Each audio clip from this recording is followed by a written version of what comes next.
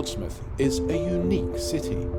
Its vibrant world-class waterfront at Gun Wharf is mapping out a new future, built around its proud military history servicing the Royal Navy. But the city faces some major challenges. It's the most densely populated city outside London. A large part of the city boundary is an island, literally an island, surrounded by water. 194,000 people are crammed into it. Thousands of others arrive each morning to work.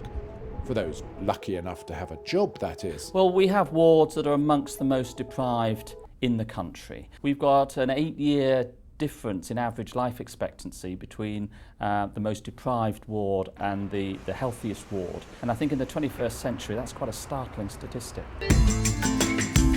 So, what's being done to tackle it? This is a cook and eat session at a local primary school to encourage healthy eating. That's a sweet. Does anyone need a sweet? I'm 39 years old and never tried a courgette until now, and I love it. Others remain to be convinced. I mean, I can feed 5 on a tenner with KFC. But it gets worse. What we're trying to do now is encourage families to sit and eat together, because what we're noticing is that they're tending not to use cutlery and are eating main meals with their hands. I've never tried it. Love it. Roasted. Brilliant. They all want more, and unfortunately we haven't got the capacity to do that. Improving cycling facilities and training is also on the agenda. Portsmouth is flat and, you'd think, an ideal place for adults and children to cycle. Well, this is the seafront, obviously, and the reason I like the seafront is because it's a nice ride. You get to see the sea, it's a nice leisure ride, you would think. Except, of course, in Portsmouth there's no facilities for cycling on the seafront. And it makes it even more difficult because of the way the parking is arranged, so the cars are reversing out into the carriageway. So if you're riding your bicycle with your child behind them, you're likely to get reversed into by a car coming out. So you have to be very, very, very aware of the situation. You can't relax, it's not enjoyable, it isn't a leisure ride at all. An award would make all the difference. It would help us to put in some very good facilities along this area and in other places in Portsmouth where it's very difficult for us to encourage families, especially, to ride because it's dangerous.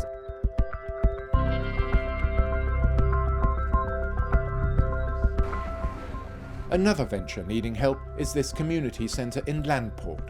Sold to the Portsmouth Housing Association for £1, the flats above paid for the new centre underneath. This is our new IT suite, and it was very Today, local residents are being given a tour. Well, the local area is one of the least economically active areas of the city. In fact, we've just done a study that said 44% of all local school children don't have a wage earner in their household. This is going to be our new kitchen.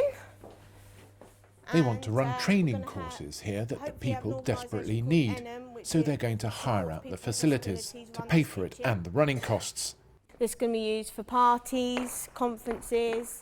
But there's a problem. Of course, the local area can't afford a lot in hire fees. For example, the birthday party yesterday attracted a few local families, but they couldn't afford much more than about £5 or £10 an hour to hire the centre.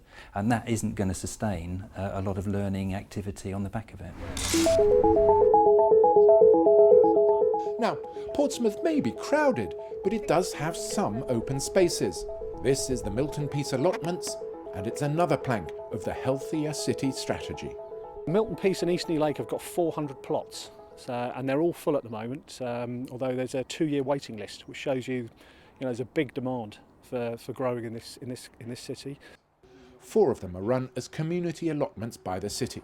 They're used by people with disabilities, among others. We're hoping to expand from the site here, maybe do some container growing in people's houses, but using the community allotment as the focus. We've given out thousands of vegetables over the last 8 years, but if we could get more sites, if we could encourage more people to grow, we could have thousands of people in Portsmouth growing vegetables and eating their own produce, and that would just be fantastic. Health improvement is a key part of our regeneration of this city.